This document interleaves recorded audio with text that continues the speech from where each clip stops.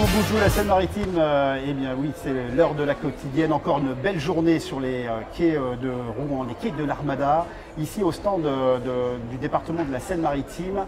Le thème était tout choisi, c'est le maritime justement. Et j'ai comme invité principal parce que ça faisait bien sûr l'actualité d'aujourd'hui, le parrainage de la frégate Normandie. Et on reçoit sur ce plateau Thomas Viong, le commandant de la frégate Normandie. Avant de parler du parrainage, tout de suite on se replonge dans cette magnifique journée à bord de la frégate Normandie.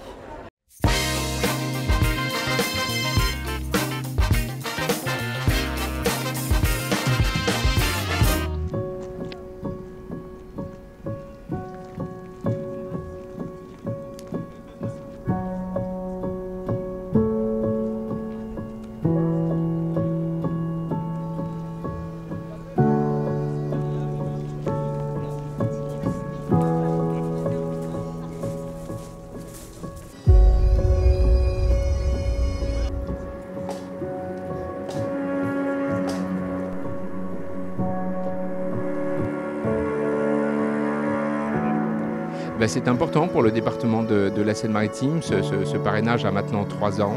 Et c'était pour nous l'occasion aujourd'hui de recevoir la frégate Normandie. Ça n'avait pas été possible pendant toute la période de pandémie. Donc c'est un symbole extrêmement fort qui illustre à la fois le fait que le département de la Seine-Maritime soit un département tourné vers la mer, avec ses 130 km de côte. Et puis c'est aussi pour nous l'occasion de montrer l'attachement que nous avons à ce lien armée-nation. Ce qui justifie le fait d'avoir à nos côtés aujourd'hui beaucoup de collégiens qui, dans le cadre des classes défense, dans nos collèges, portent justement ce sens de la citoyenneté et de l'engagement.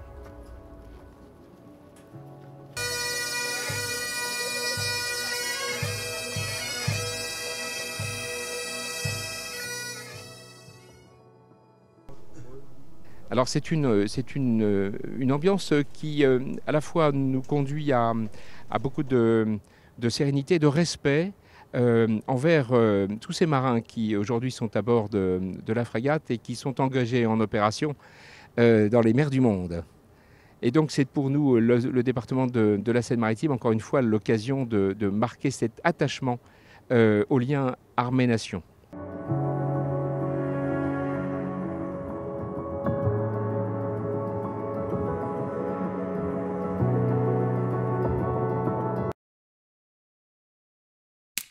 Commandant, bonjour. Bonjour. Vous êtes commandant de la FREM, de la frégate multimission Normandie. On reviendra après sur ces missions. D'abord, cette journée, le parrainage. Certes, le département de la Seine-Maritime est parrain officiellement depuis le 26 avril. Oui. Mais là, aujourd'hui, c'était le concret, on peut dire. Comment s'est passée cette cérémonie? Écoutez, la cérémonie a été très belle. On a eu déjà un temps magnifique. Et puis, on a eu la chance d'avoir non seulement l'équipe du conseil départemental, mais également tous ceux qui participent à faire en sorte que ce partenariat, ce parrainage soit vivant. C'est-à-dire qu'on avait des collégiens de différents collèges qui sont dans des classes de défense ou des classes d'enjeux maritimes, qui sont en Seine-Maritime. On avait les stagiaires qui sont dans la préparation marine de Rouen, et on avait aussi des anciens combattants, donc c'était un beau rendez-vous. Parce que ça, c'est un peu le but aussi du parrainage. Bertrand Bélanger, le président du département de la Seine-Maritime, a insisté. Aussi, ce parrainage permettra d'accueillir aussi des jeunes qui veulent s'intéresser à cet engagement qui est important pour la nation. Oui, en fait, le parrainage, il est fait entre deux équipes, mais il est fait pour les jeunes, pour les faire comprendre les enjeux de la mer et les enjeux maritimes. Au-delà des enjeux de défense, c'est-à-dire que nous, on parle de ce qu'on fait, de nos métiers, de nos missions, mais ça va au-delà de ça, c'est au moins comprendre à quel point la mer est importante et ce qu'elle apporte aussi à la Seine-Maritime, mais à la France de façon plus générale. Votre équipage est bien conscient de ça, c'est important aussi pour eux? Ah oui, parce que la mer, c'est leur espace de travail, donc c'est quelque chose qu'ils vivent au quotidien, à la fois en termes d'environnement, de milieu, et puis au regard des missions et des objectifs à atteindre. C'était un moment important, vous avez pu aussi un peu déambuler sur les quais, vous avez un emploi du temps très chargé. Un peu chargé, mais j'ai eu le temps de déambuler, de découvrir l'Armada, c'est la première fois que je viens, et aussi c'est la première fois pour la frégate Normandie qu'elle vient évidemment, et donc c'est super, et puis on a un excellent accueil des Normands. c'est bien pour cette première partie. On va discuter, bien sûr, parler des missions de cette frégate, mais juste après avoir fait un petit détour du côté d'Orteville, voir la tourbière d'Orteville. C'est les insolites d'Ariane Duclerc. La nature a trouvé son refuge à la tourbière d'Orteville.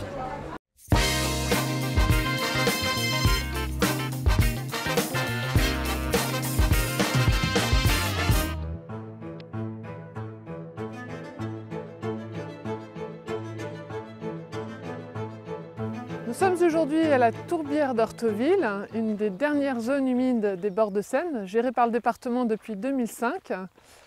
Le site est classé espace naturel sensible et ouvert au public depuis 2 ans. Et nous allons rencontrer Rodolphe Brice, qui est agent du département à la direction de l'environnement et qui va nous ouvrir les portes de ce petit paradis. Bonjour Rodolphe. Bonjour Ariane. Je voulais savoir, qu'est-ce que c'est qu'une zone humide? Alors une zone humide, c'est un milieu qui peut être inondé une partie de l'année. Après, on ne voit pas forcément l'eau sur certaines zones. Ça peut être une nappe affleurante par exemple, à une dizaine de centimètres du sol, et le milieu il reste frais et humide. Alors plus précisément, cette zone humide est une tourbière. On est en fait dans un méandre fossile de la Seine, on est dans une cuvette, c'est une grosse cuvette ici. Cette cuvette est remplie d'eau, la végétation tombe dans l'eau, ça se décompose très lentement, c'est ce qui forme la tourbe, et la tourbe se forme aux environs d'1 millimètre par an. Donc la tourbière est un milieu particulièrement riche en termes de biodiversité? Oui, effectivement, là on est sur la lande et on peut retrouver beaucoup d'espèces inféodées à la tourbière, comme les drosera, les plantes carnivores. On a la bruyère à 4 angles et l'osmonde royal, donc une fougère arborescente préhistorique. Et donc c'est des plantes qui ont dû s'adapter à des milieux pauvres en nutriments. Et pour trouver des nutriments justement pour pouvoir survivre. La drosera par exemple s'est adaptée et on dit qu'elle est carnivore. En fait elle digère tous les petits insectes, des moucherons, et ils se collent en fait sur ces petits cils là, et au bout des cils il y a une goutte comme de la glu qui permet de capturer l'insecte et de le digérer. Et c'est comme ça qu'elle survit.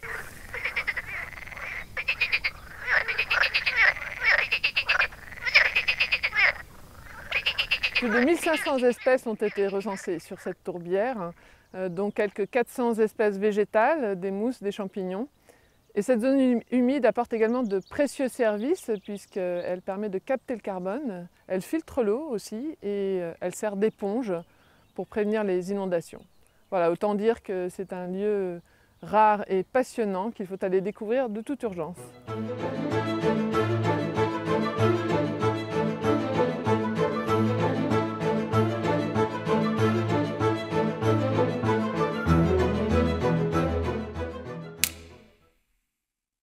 Magnifique reportage d'Ariane Duclerc de retour sur le plateau, toujours avec le commandant de la frégate Normandie, Thomas Viong. Les missions de cette frégate sont importantes, elles sont avant tout anti-sous-marines, hein, c'est ça? Elles sont anti-sous-marines, mais on parle bien d'une frégate multimission, c'est-à-dire une frégate qui est capable de conduire des missions qui sont dans les 3 milieux que l'on trouve sur la mer, donc sous l'eau, en surface et aussi anti-aérienne. Alors c'est vrai qu'à Brest, la frégate elle est basée à Brest et la mission principale c'est l'entraînement et la protection des sous-marins nucléaires lanceurs d'engins qui sont basés à Brest. C'est la dissuasion, c'est quelque chose qui est essentiel pour la France, encore plus depuis le 24 février 2022 avec le début de la guerre en Ukraine. Et donc les marins de la Normandie, la frégate de Normandie, elle participe à ces missions. Elle soutient ce qu'on appelle la dissuasion. Il paraît que c'est vers l'arrière du bateau ou l'avant, je ne sais plus exactement, où vous avez un appareil jalousé par les Américains. Alors, un moyen de détection assez important. Oui, on a des sonars donc pour émettre en actif et détecter ce qui se trouve sous l'eau. On a 3 moyens de détection sur la frégate. On a un sonar de coque, un sonar remorqué effectivement qui est à l'arrière, que l'on immerge et qui est remorqué derrière la frégate. Et puis on a un sonar aussi sur le caïman marine embarqué. Il se met en stationnaire et on le plonge dans l'eau. Et donc c'est cette coordination d'ensemble qui permet d'être performant en lutte sous la mer.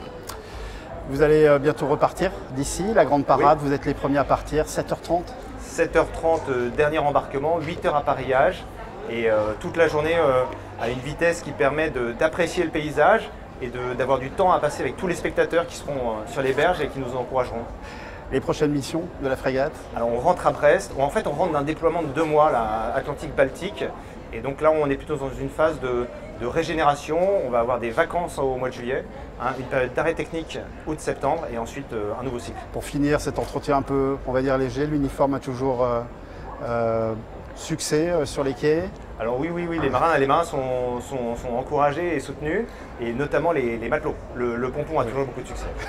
Merci commandant d'être passé par notre studio. Merci. Pour enregistrer cette quotidienne. Nous, la Grande Parade, on la découvre toute la semaine avec Benoît Sylvestre qui nous emmène sur les bords de Seine pour aller repérer justement le bon endroit pour voir passer la frégate dimanche lors de la Grande Parade.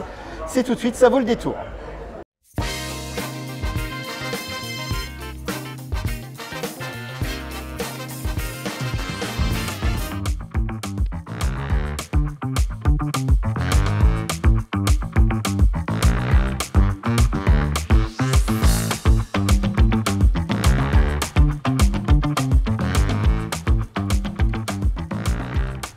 Bonjour à toutes et tous.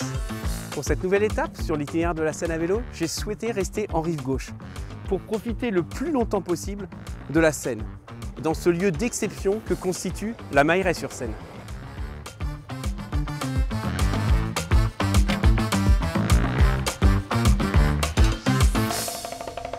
Ce qui est très intéressant ici sur ce lieu pour pouvoir regarder les bateaux passer, c'est que déjà ils sont très proches. Et ensuite, on va pouvoir les voir très longtemps parce qu'on les verra poindre tout là-bas au loin et on pourra continuer à les voir très longtemps là-bas. En effet, les méandres ici, au niveau de la Mailleraie, sont très marqués et donc on va pouvoir profiter très longtemps du passage des bateaux. En plus, ce qui est intéressant ici, comme le font un certain nombre de communes, c'est qu'elles ont mis en place tout au long de la Seine des illustrations photographiques. Et ici, c'est la thématique de la nature qui prend le dessus. Et si on veut, allons-y, faisons un gros bisou à cette rainette.